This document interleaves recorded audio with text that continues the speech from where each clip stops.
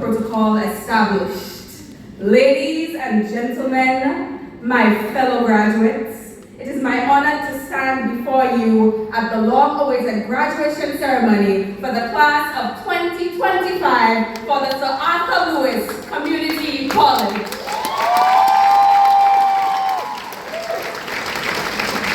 I know that some of us are sitting here in our royal blue gowns, in this Royalton ballroom, surprised that we made it to this day.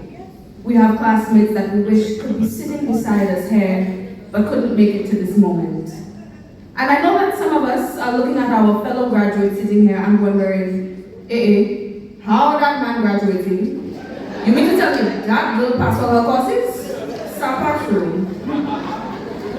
There are many among us who, every week, when the assignment checklist grew too long, or the house sports score sheet became a shame to look at, Thomas House stay strong, we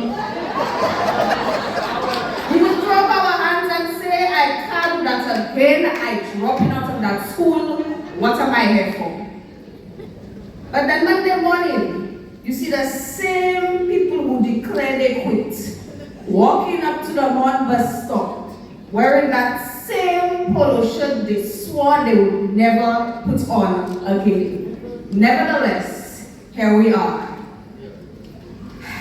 Now graduates, for some of you, you may be experiencing deja vu sitting here, seeing as you just graduated from secondary school a couple of years ago.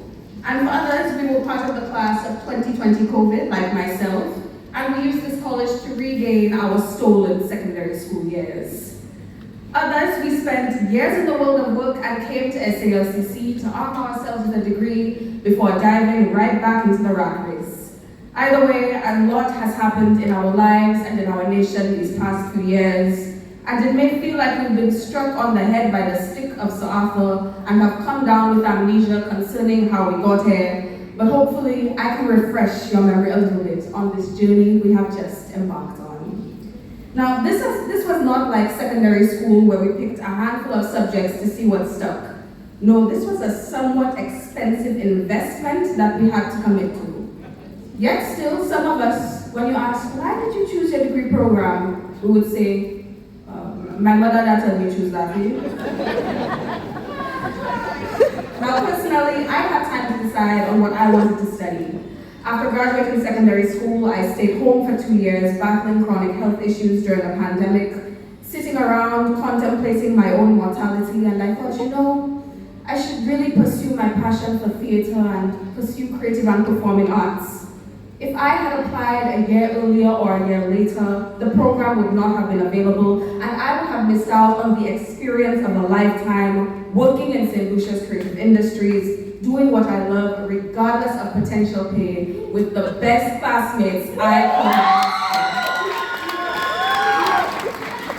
But yet still, when people ask me what I'm studying and I say theater, they watch me up and down a kind of a way. Okay. So I would often consider dropping out of creative and performing arts to do something a little bit more serious. I would sit under the big tree at the Mon campus and do some people watching. I think, maybe I should do law. Maybe I should do criminal justice. Or maybe the sciences, like the smart people in the pre-college department. Or maybe, those enterprising business students, they smart. Or the philosophers at the unit for sociological thought and change. But then I would see the state of my colleagues in the weeks leading up to CAPE, still writing exams long after the rest of us had gone home for summer break. And I would think, glad I'm not them. I'd steal the notebooks of my friends into the courses and be greeted by pages of figures, Latin terms, Greek symbols, and I would think, glad I'm not them.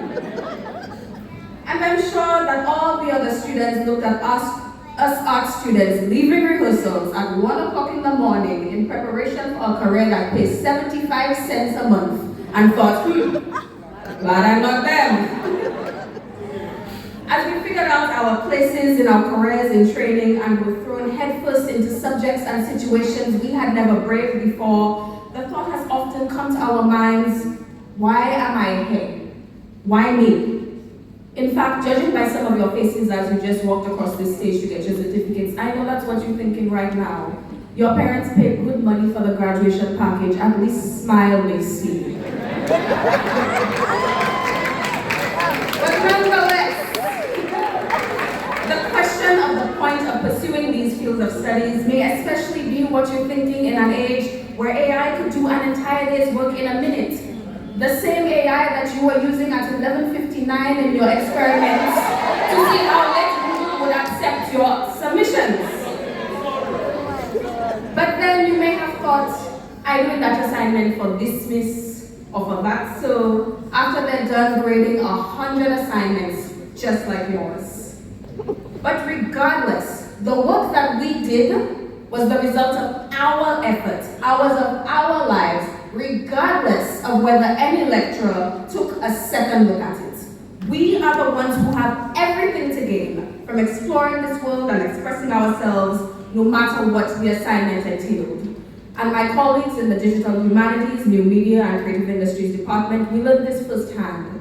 To build an industry that future generations can be proud of, we cannot simply hand in a resume, collect a salary, and call that all there is to this short life.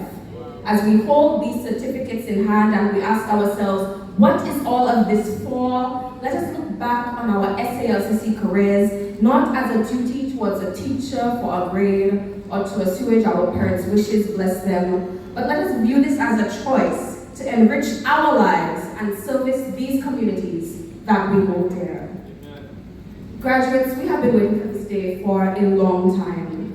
We had exams to mark the end of a semester, a concrete GPA to tell us exactly how well we did or didn't do, and a graduation to neatly end it all off. As I think about the rest of our lives, coming back to pondering mortality once again, and we're not going to have this explicit system to tell us exactly how well we're doing or rigid breaks with beautiful ceremonies to send us off. And it feels terrifying. But it is my hope that we can get some grip of the working world by being our own graders, working for ourselves no matter what the company, and give ourselves our personal graduations when we have assessed that we are ready to move forward. Yes. To quote Rod Stewart, the unfortunate yet truly exciting thing about your life is that there is no core curriculum. The entire thing is an elective.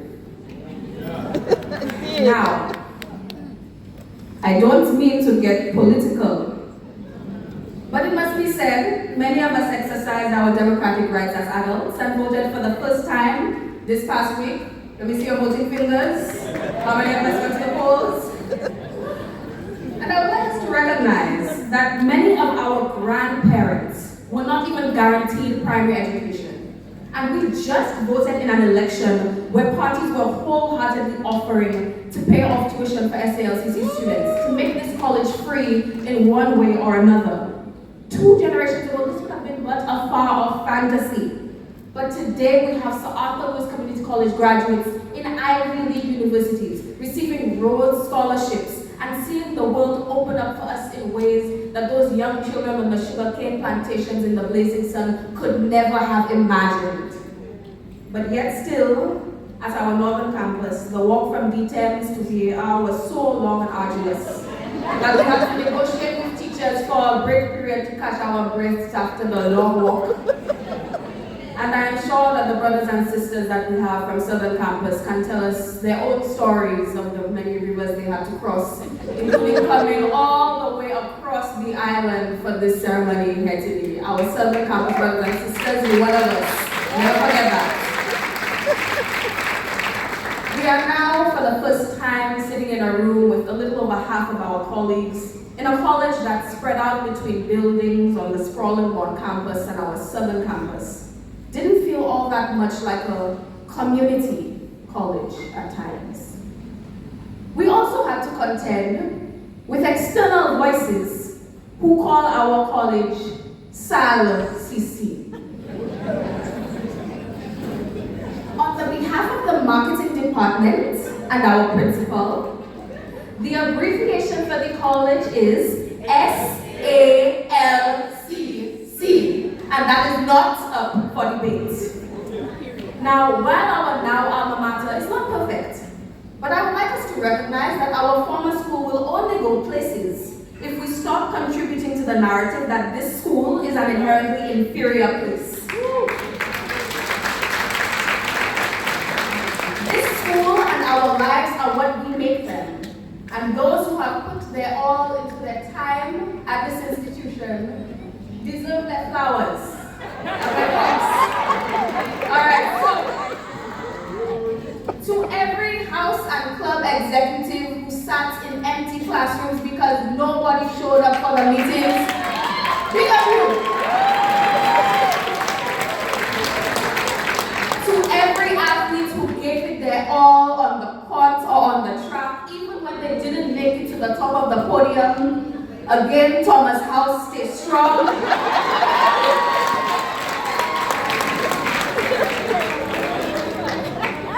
To every poet and to every debater who poured their hearts out on the mic, even when the judges did not deliver justice. We love you. To every student who put everything they know on those exam papers, even when it didn't feel like a lot. We love you.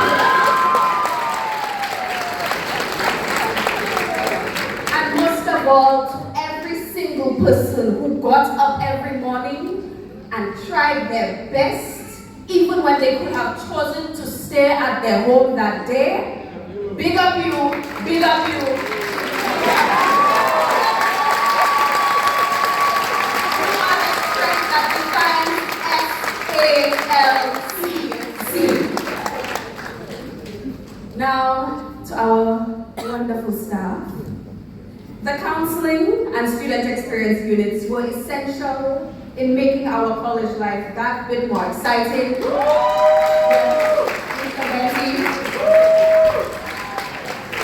In getting us help when we were at our lowest, our counseling unit, and for offering a listening ear. But besides this, every single unit at this college had staff, lecturers, and ancillary workers who truly cared about this institution, and every single student who walked through our walls. It's people like these who love what they do, who showed us what kind of lives we can aspire to, and who embody the Sir Arthur Lewis Community College. Big up you, our teachers.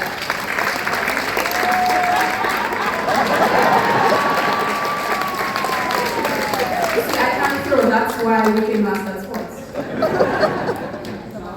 So, those of us who have been here should know it better than anybody.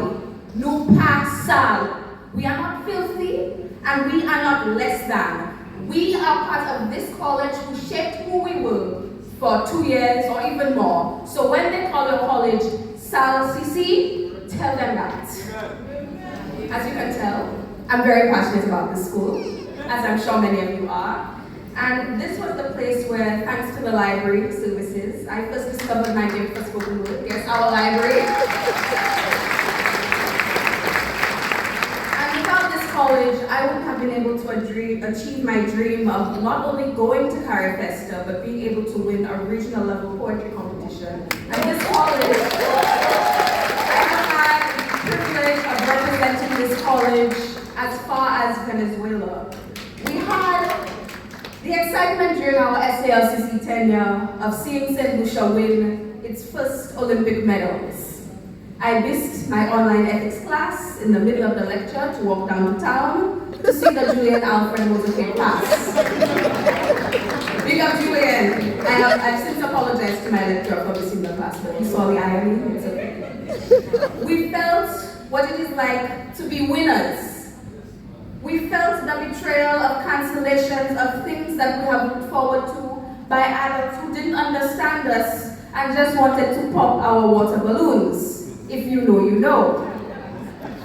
But in the end, as Romans 8:28 says, everything works out for our good in the end, and everything from our first day at this institution has taught us in one way or another.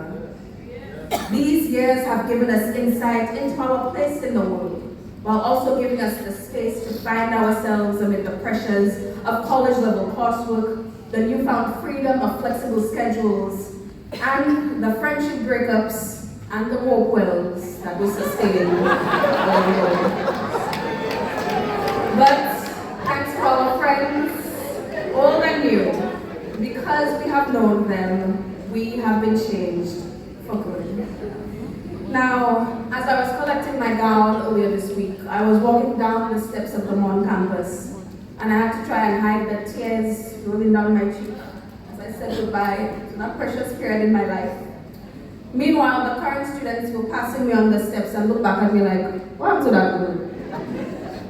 But they don't know it yet, they don't understand it yet.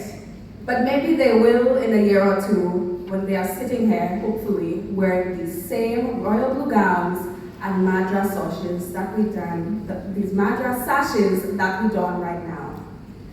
Graduates, we look to the road ahead as the road on the Mon campus was paved just after we stopped having to go up there.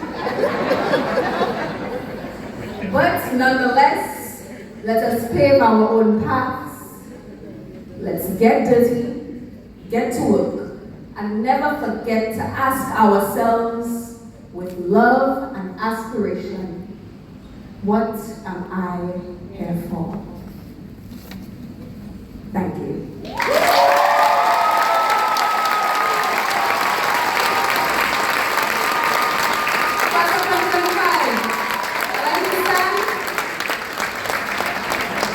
They didn't give us our hats, but I have one hat I would like to throw on behalf of all of us. 3 chairs.